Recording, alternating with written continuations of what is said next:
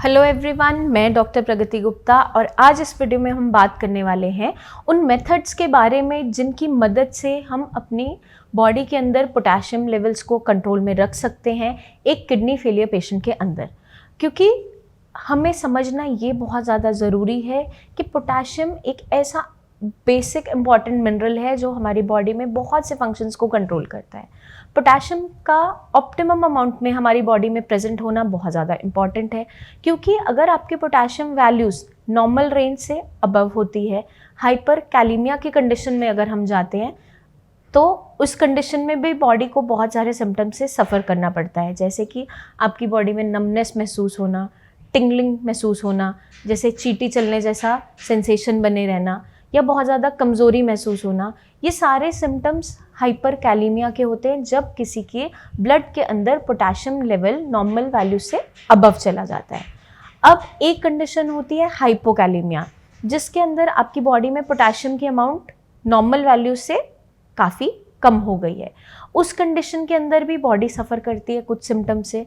हमारी बॉडी के अंदर एकदम से थकावट महसूस होना, वॉमिटिंग होना, लूज मोशंस लग जाना, ये सारे सिम्टम्स आने स्टार्ट हो जाते हैं। मांसपेशियों में क्रैम्प्स आना, तो ये कॉमन सिम्टम्स हैं जिससे पेशेंट कंप्लेन करता है।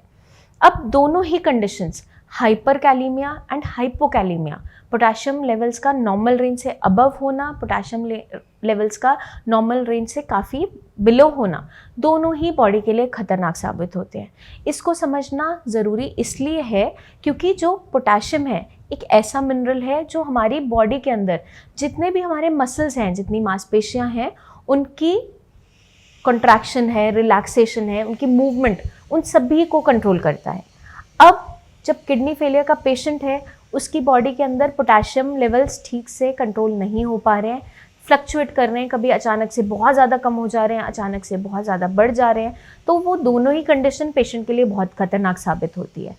अब जब पेशेंट की बॉडी में ऐसे सिम्टम्स बार बार क्रिएट हो रहे हैं तो पेशेंट बहुत ज़्यादा सफ़र करता है फिज़िकल सिम्टम्स से, जैसे कि वीकनेस होना, मांसपेशियों में दर्द होना, क्रैम्प्स आना, तो पेशेंट के लिए बहुत ज़्यादा डिस्कम्फर्ट तैयार होना स्टार्ट हो जाता है।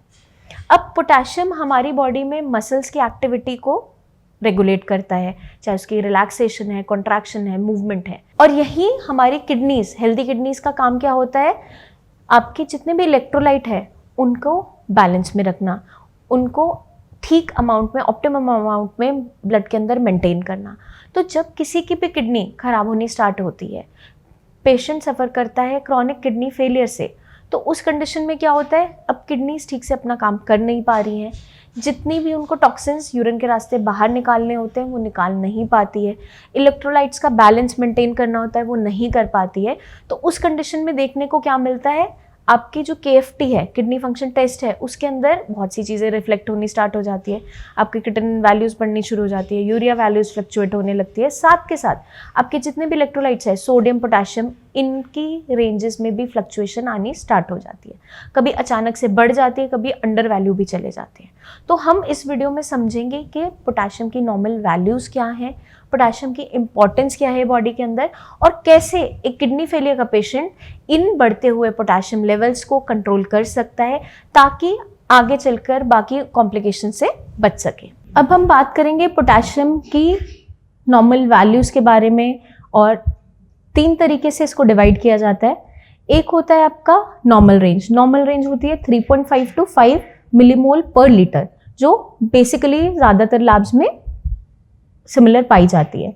एक आपका आ जाता है कॉशन जोन, जब आपका पोटेशियम लेवल बॉर्डर लाइन पहुंच रहा है, उसका मतलब 5.1 to 6 मिलीमोल पर लीटर जब ऐसा पेशेंट की रिपोर्ट में रिफ्लेक्ट होता है तो हमें इन चीज़ों का बहुत खास ध्यान रखना होता है। पोटेशियम वैल्यूज़ को कंट्रोल लाना इंपॉर्टेंट हो जाता है। एक कंडीशन आती है आपकी जो बहुत ही इमरजेंसी कंडीशन साबित हो सकती है, जिसे हम डेंजर जोन भी कहते हैं।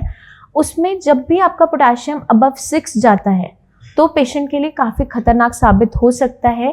पेशेंट की बॉडी के अंदर बहुत सी कॉम्प्लिकेशंस जनरेट हो सकती हैं, क्योंकि हमारा जो पोटेशियम मिनरल है वो आपके मसल्स की एक्टिविटी को कंट्रोल कर रहा है। तो सबसे बड़ा मेन वाइटल ऑर्गन हमारा जो बिल्कुल मस्कुलेचर का बना है उनमें से एक है हार्ट।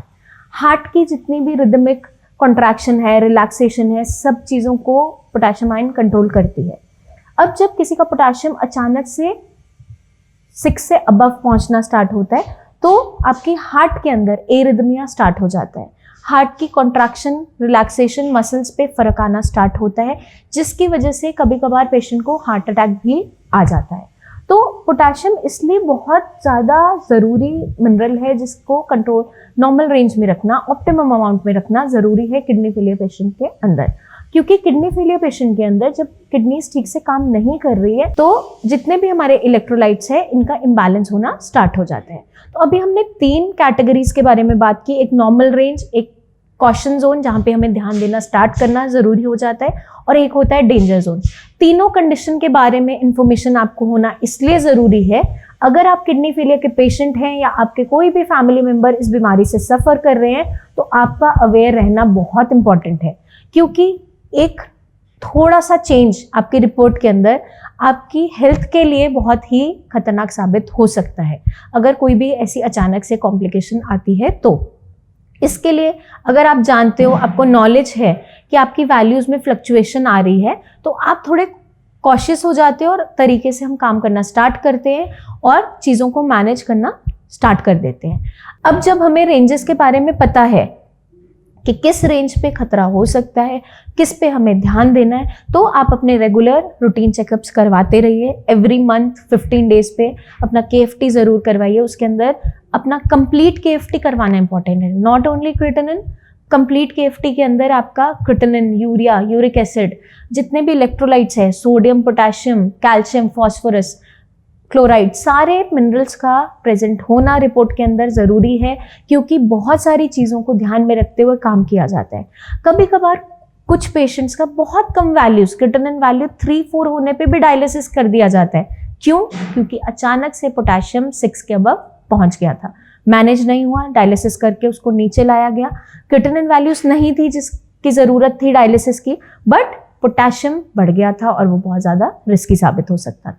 तो डॉक्टर कभी भी अपने एंड पे डिसीजन में गलत नहीं होते हैं, इसलिए हमें ऑलरेडी अपनी रिपोर्ट का खास ध्यान रखना ज़रूरी हो जाता है और कंप्लीट चेकअप करवाना ज़रूरी हो जाता है, क्योंकि बहुत से कंडीशंस को देखते हुए कई सारे एक्शंस पेशेंट के लिए लेने ज़रूरी हो जाते हैं। तो अभी हमने बात की पोटाशियम के रेंज के बारे में, अब हम बात करेंगे पोटाशियम की मैनेजमेंट के बारे में किडनी फेलियर पेशेंट के अंदर। अब पोटाशियम हमारी बॉडी के अंदर जाता कहाँ से है? एक्सटर्नल सोर्सेज से। जो भी हम खाना खाते हैं, पानी पीते हैं, उसके थ्रू हमारी बॉडी में जाता है। और फिल्ट्रेशन कौन करता है? हमारी किडनीज। अब किडनीज हमारी वीक हैं, काम नहीं कर पा रही अच्छे से, कमज़ोर चल रही हैं, उस पर जब हम एक्स्ट्रा लोड देंगे, बाहर से कुछ ऐसा खाना खाएंगे जिसके अंदर बहुत सारा पोटाशियम है, तो किडनीज उसको फिल्टर आउट नहीं कर पाती है और आपके ब्लड में ही वो पोटाशियम घूमता रहता है और आपकी KFT रिपोर्ट के अंदर हाई पोटाशियम वैल्यूज रिफ्लेक्ट होनी स्टार्ट हो जाती है।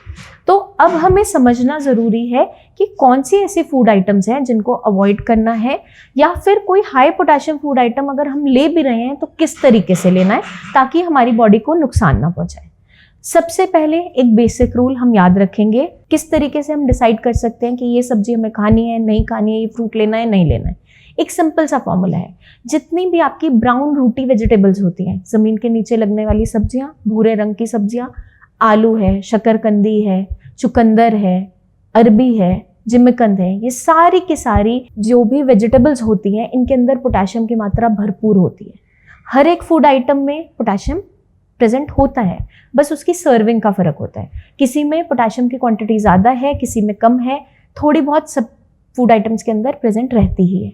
तो हमें क्या ध्यान रखना है, अगर हम लो पोटाशियम फूड आइटम्स खा रहे हैं लेकिन उनकी क्वांटिटी भी बहुत ज़्यादा एक्सीड कर रहे हैं, डेली बेसिस पे बहुत ज़्यादा ले रहे हैं, तो भी वो आपके हाई पोटाशियम वैल्यूज़ में कन्वर्ट हो जाता है आपकी रिपोर्ट के अंदर। वो कैसे होता है वो आगे इस वीडियो में हम समझेंगे अच्छे से। अब जितनी भी हाई पोटाशियम आइटम्स हैं उसके बारे में आपको मैं बता रही हूँ। जितनी ब्राउन रूटी वेजिटेबल्स जिसके बारे में मैंने आपको बताया, वो वेजिटेबल्स आपको नहीं खानी है अगर आप किडनी फेलियर के पेशेंट हैं। उसमें से 3 एक्सेप्शंस होती हैं। रूटी वेजिटेबल्स हैं लेकिन वो किडनी फेलियर का पेशेंट ले सकता है, गाजर, मूली और प्याज। वो ब्राउन रोटी ब्राउन कलर की नहीं है तो हमें याद रखना आसान है। ब्राउन रोटी हमने एक्सक्लूड कर दी अपनी डाइट में से। ग्रीन लीफी वेजिटेबल्स जितनी भी साग हैं, आपका पालक है, मेथी है, बथुआ है या धनिया पुदीना जिनकी हम चटनियाँ खाते हैं, कोई भी लीफी वेजिटेबल्स, इनके साग और चटनियाँ कंप्लीटली बंद होती है किडनी फेलियर पेशेंट के अंदर, बिल्कुल भी कंज्यूम नहीं करनी है। अब हम चलते हैं फ्रूट्स की तरफ।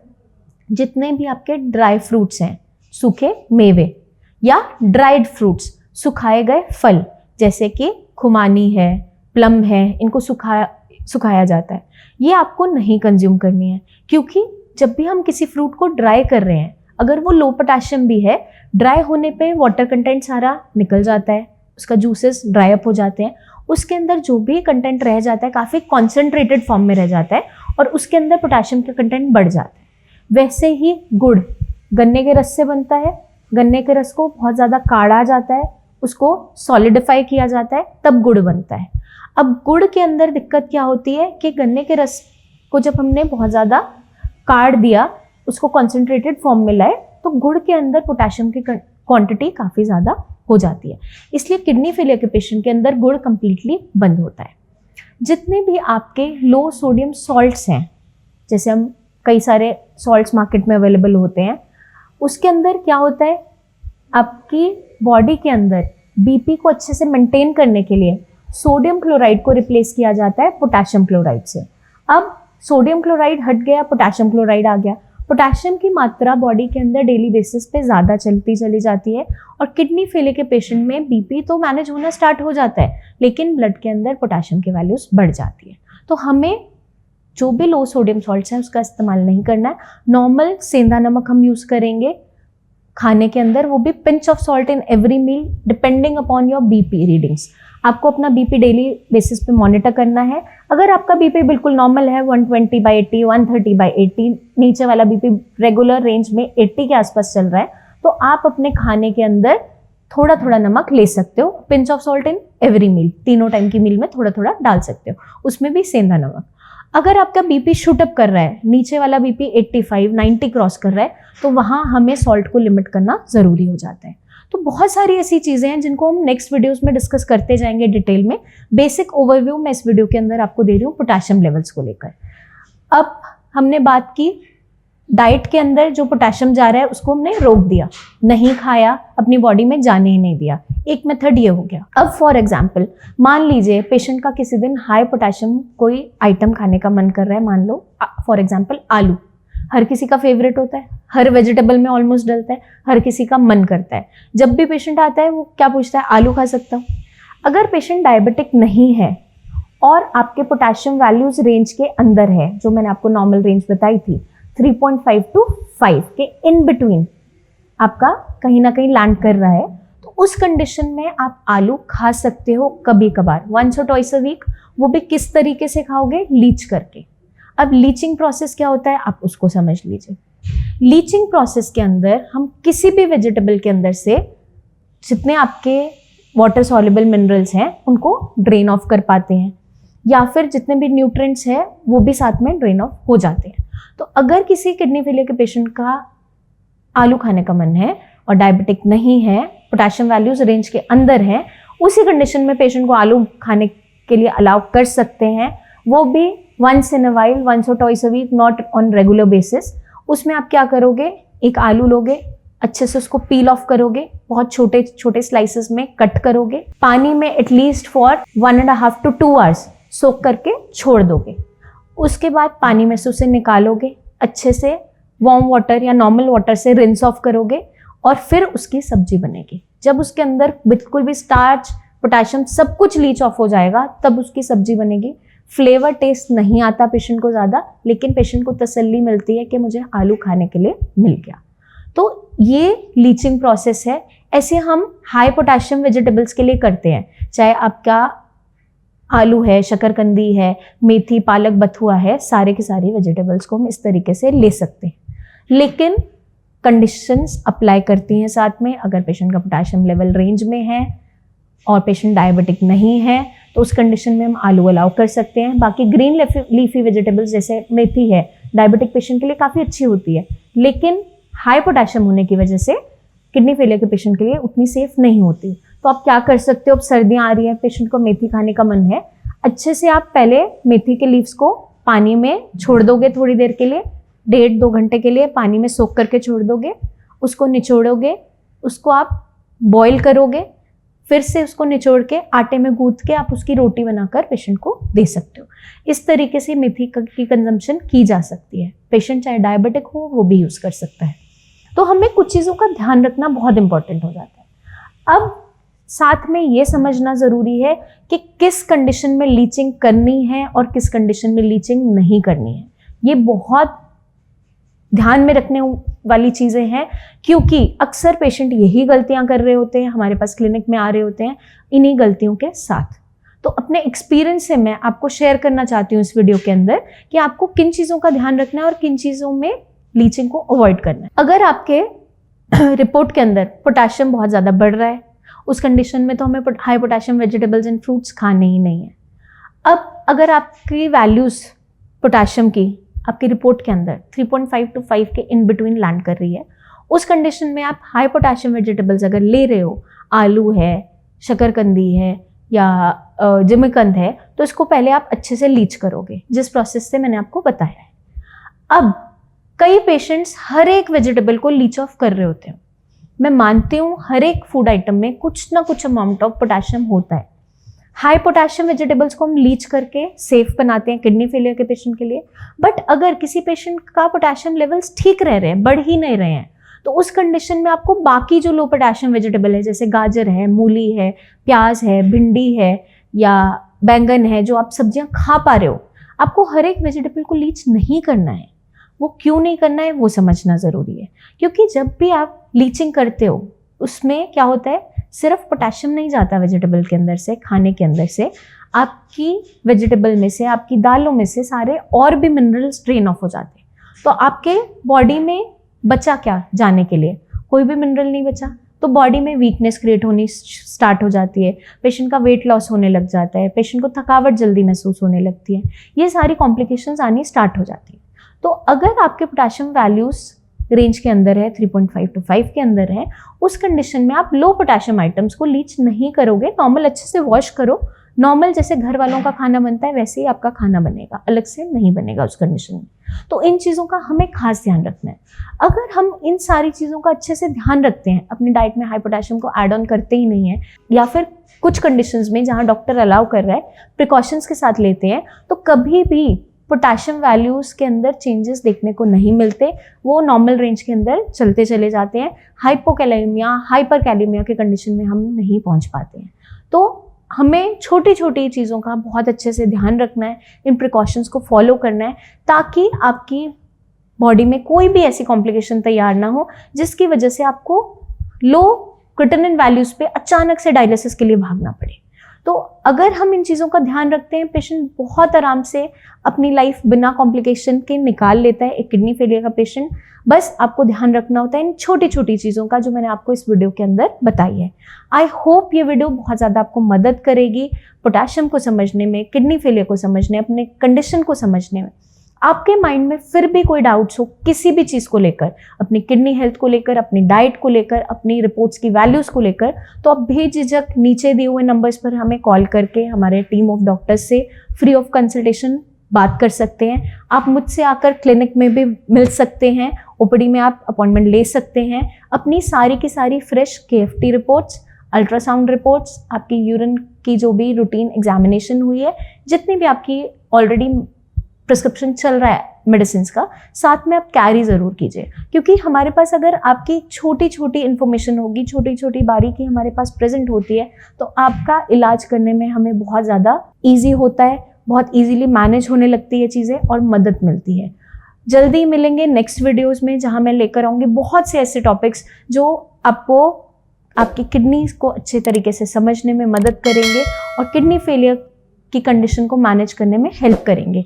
तब तक के लिए